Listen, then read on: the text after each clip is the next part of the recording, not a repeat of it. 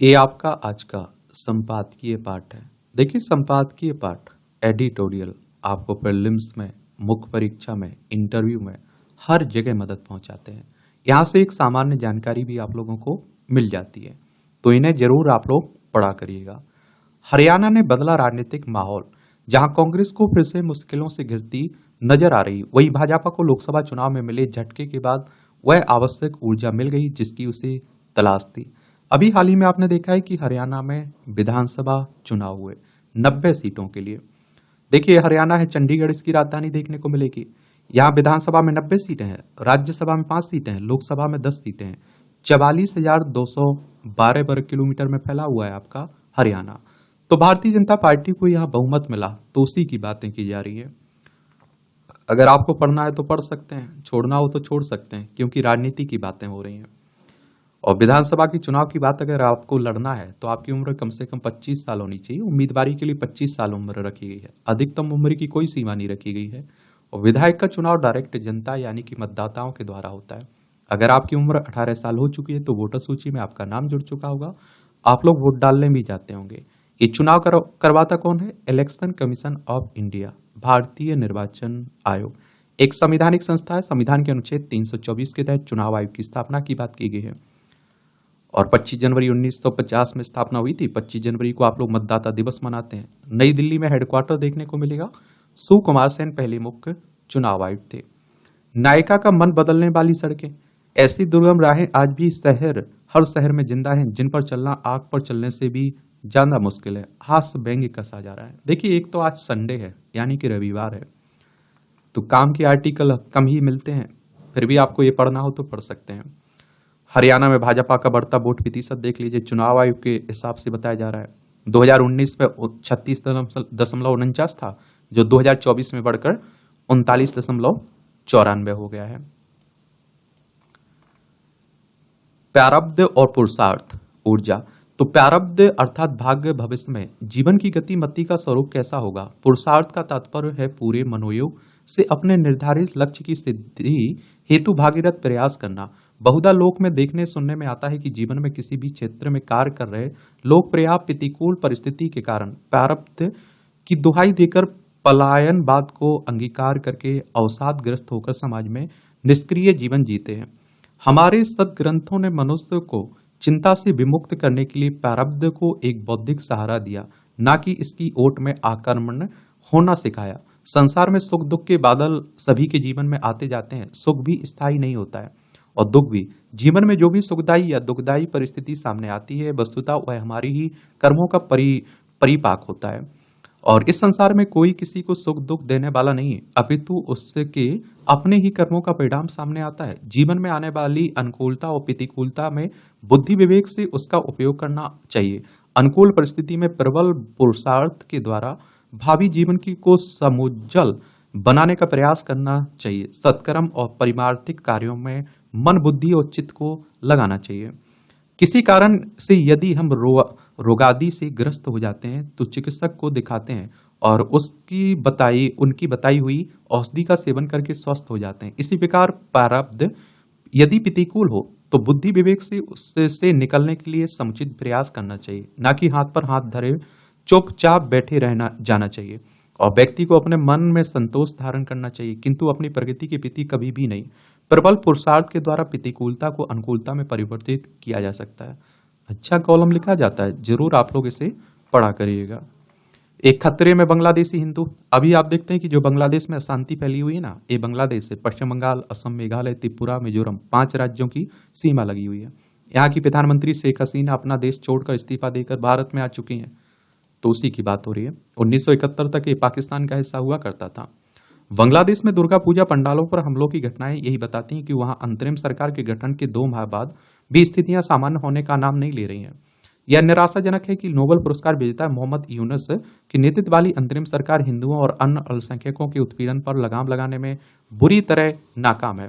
यह नाकामी इसलिए अधिक चिंतित करने वाली है क्योंकि अंतरिम सरकार कट्टरपंथी संगठनों की ओर से हिंदुओं को धमकाने और उनके पूजा स्थलों को निशाना बनाने जाने की घटनाओं से भली भांति अवगत है। अब इस नतीजे पर पहुंचने के पर्याप्त कारण है कि मोहम्मद यूनुस की सरकार कट्टरपंथी संगठनों पर लगाम लगाने की इच्छुक ही नहीं है। ऐसे नतीजे पर पहुंचने का एक बड़ा कारण है कि मोहम्मद यूनुस के ने सत्ता संभालते ही एक और जहां अतिवादी संगठनों को पाबंदियों से मुक्त कर दिया, वहीं दूसरी ओर कई घोषित आतंकवादियों को जेल से रिहा भी करने प्रारंभ कर दिया है। और वास्तव में इसी कारण इस्लामिक कट्टरपंथियों का दुस्साहस इतना बढ़ गया कि वे हिंदू मंदिरों में जाकर जिहादी तराने गाने लगे हैं। बांग्लादेश सरकार के रवैये को देखते हुए भारत के लिए केवल इतना ही पर्याप्त नहीं कि वह इस पड़ोसी देश में हिंदुओं के समक्ष उभरे खतरे को अस्वीकार बताए, बल्कि आवश्यकता इसकी भी है कि वह बांग्लादेश पर इसके लिए दबाव बनाए कि अल्पसंख्यकों को निशाना बनाने वाले तत्वों के खिलाफ कठोर कार्रवाई की जाए। बांग्लादेश पर आपराधिक दबाव बनाने के लिए आवश्यक हो तो भारत को अंतर्राष्ट्रीय समुदाय का सहयोग और समर्थन लेना चाहिए। यदि मोहम्मद यूनुस सरकार के ढुलमुल रवैये के चलते बांग्लादेश में कट्टरपंथी और जिहादी तत्व बेलगाम होते हैं तो इसके दुष्परिणाम केवल वहां के हिंदुओं को ही नहीं भुगतने पड़ेंगे, बल्कि इन तत्वों के कारण भारत की सुरक्षा के लिए भी खतरा पैदा होगा। यह देखना दयनीय है कि बांग्लादेश में हिंदुओं के उत्पीड़न का सिलसिला कायम रहने पर भारत सरकार हिंदू संगठनों तो चिंता व्यक्त कर रहे हैं, लेकिन विरोधी राजनीतिक दल मौन साधे हुए हैं। ऐसे में विजयदशमी पर आरएसएस प्रमुख मोहन भागवत के इस कथन पर गंभीरता से ध्यान दिया जाना चाहिए। ध्यान दिया जाने के समय है कि हिंदुओं को बांटने और भारत को कमजोर करने की कोशिश हो रही है। उनके अनुसार यह कोशिश इसलिए भी हो रही ताकि भारत की प्रगति को रोका जा सके। हिंदू समाज की एकता को तोड़ने के लिए जो विभाजनकारी राजनीति हो रही है उसकी अनदेखी नहीं की जा सकती है। यह विभाजनकारी राजनीति खुद को सेकुलर बताने वाले दल ही अधिक कर रहे हैं। क्या इससे शर्मनाक और कुछ हो सकता है कि ऐसे दलों के नेता उन हिंदू संगठनों पर तंज कस रहे हैं जो इससे बांग्लादेश में आप देखते हैं बांग्लादेश में हिंदुओं के उत्पीड़न पर चिंता व्यक्त कर रहे हैं। इससे यह ही पता चलता है कि अपने देश में सेकुलरिज्म कितना विषैला विकृत हो चुका है। अल्फ्रेड नोबेल की याद में दिए जाते हैं ना नोबेल पुरस्कार, 1901 से शुरुआत हुई थी। आरएसएस की बात करें तो राष्ट्रीय स्वयंसेवक संघ की बात हो रही है। हिंदू राष्ट्र हिंदुत्व की बात करता है। केवी हेडगेवार इसके फाउंडर थे। इसकी स्थापना 27 सितंबर 1925 में हुई थी। नागपुर में इसका हेडक्वार्टर देखने को मिलेगा। जीवन की सच्ची पाठशाला तो केंद्रीय शिक्षा मंत्रालय ने बीते दिनों कई अच्छे निर्णय लिए और इनमें से एक यह भी है कि स्कूली विद्यार्थियों को 10 दिन तक बिना बस्ते के स्कूल बुलाया जाए और स्कूल में कुम्हार, माली तथा बढ़ई जैसी कारीगरों को आमंत्रित कर विद्यार्थियों को उनका काम दिखाया जाए। ऐसा किए जाने का स्पष्ट उद्देश्य बच्चों को किताबी ज्ञान के साथ साथ जीवन का वास्तविक और व्यवहारिक ज्ञान देना है। ऐसा करना इसलिए भी आवश्यक है क्योंकि वर्तमान पीढ़ी आभासी दौर के कारण वास्तविकता से कटती जा रही है। वस्तुतः भारत की शिक्षा पद्धति में ऐसे कई बदलाव करने होंगे जो हमारी नई पीढ़ियों को जीवन का वास्तविक अर्थ समझाएं, न केवल किताबी कीड़ा बनाकर छोड़ दें। एक समय था जब भारत के बच्चे मिट्टी में खेलते हुए बड़े होते थे और आप देखिए इससे उनकी रोग प्रतिरोधक क्षमता स्वतः बलवती होती जाती थी। इसके चलते भी कम बीमार होते और स्वस्थ जीवन जीते। किंतु पश्चिमी देशों की देखा-देखी तथा बाजार द्वारा हाइजीन को जीवन में सबसे महत्वपूर्ण बताकर अपने उत्पाद बेचने वाले विज्ञापनों के चलते भारतीय जनमानस बदलता चला गया है। धीरे धीरे बच्चों का मिट्टी से नाता टूटा, फिर मैदानी खेल से अब बच्चे सोफा पर लेटे लेटे या तो टीवी देखते हैं या फिर मोबाइल में अपना समय बर्बाद करते हैं। इसके उलट अमेरिका सहित यूरोपीय देशों में अब विद्यालयों का एक हिस्सा अनिवार्यता ऐसा रखा जाता है जहां बच्चे खुली मिट्टी में खेल सकें। वहां तो अब ऐसे क्लब खुलने लगे हैं जिनमें मिट्टी होती है और बच्चों के माता पिता वहां शुल्क देकर बच्चों को मिट्टी में खेलने भेजते हैं। ऐसे में यह उचित है कि मध्य प्रदेश के स्कूलों में व्यवहारिक पढ़ाई करवाई जाए और बच्चे जब कुम्हार, बढ़ई और माली की भी सीखेंगे तो वास्तविक जीवन भी सीखेंगे। और मैं कहता हूँ कि इंग्लिश मीडियम में पढ़ाइए, दुनिया के अच्छे स्कूल में पढ़ाइए, लेकिन मैं कहता हूं कि 1 घंटे कम से कम बच्चे को जमीन से जुड़े हुए अच्छा इंसान बने, मानवता आए, उसमें इंसानियत आए और संस्कार रहे। इतना तो करना चाहिए कोशिश माँ बाप को भी और शिक्षकों को भी, स्कूलों को भी। संकट में है वृक्षों की विविधता।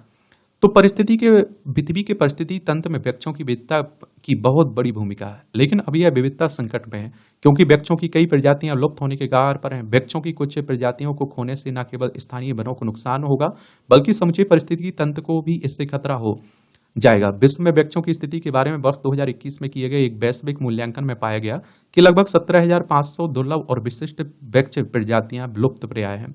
यह संख्या दुनिया भर में खतरे में पड़े स्तनधारी जानवरों, पक्षियों, उभयचरों और सरीसृपों की संख्या से दुगना से भी ज्यादा है।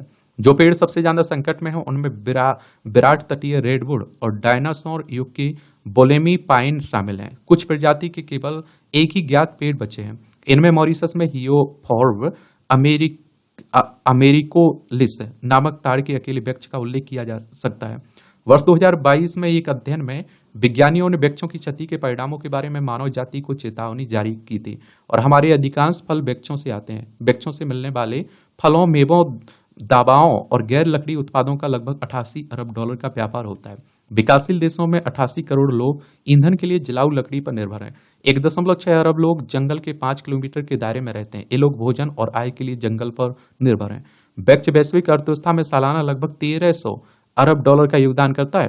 फिर भी हम हर साल उनमें से अरबों को नष्ट कर रहे हैं। पेड़ अपने आप में एक छोटी दुनिया है और जिसमें सभी प्रकार के एकल और बहुकोषीय जीवन के रूप पनपते हैं और जिससे दूसरे पौधों, कवक, बैक्टीरिया और जानवर शामिल हैं।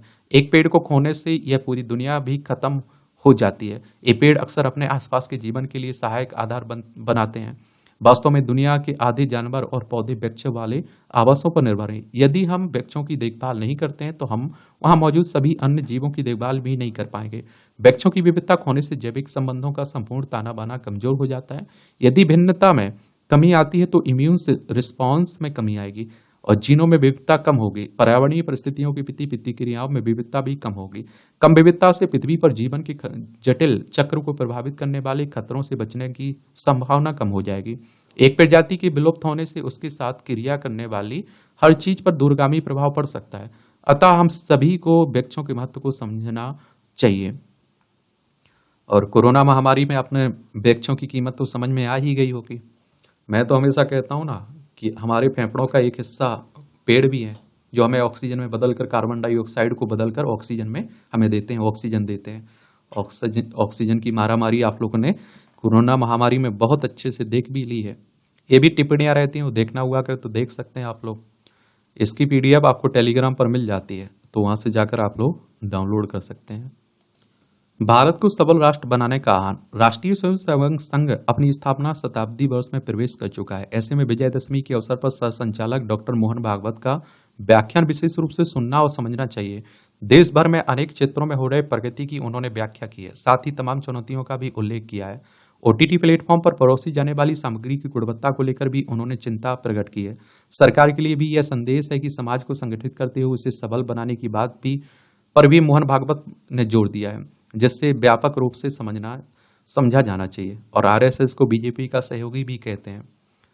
तो ये देख सकते हैं आप लोगों को, ये किताबें देखना हुआ करे तो देख सकते हैं आप लोग। मैं इसलिए कह रहा हूँ, आज संडे है, फिर से कह रहा हूँ, और रात 9 बजे हम लोग लाइव आकर जुड़ेंगे। तो आप लोग जरूर आइएगा, अपने सवाल तैयार रखिएगा। मेरे लिए कोई सुझाव हो तो आप लोग सुझाव भी भेज सकते हैं। और क्या है ना, एक लंबे समय हो चुका है, हम लोग नहीं जुड़ पाए, बहुत सारी समस्याएं रही हैं। तो हम लोग आज जरूर जुड़ते हैं, खूब बातें करते हैं। ठीक है, धन्यवाद।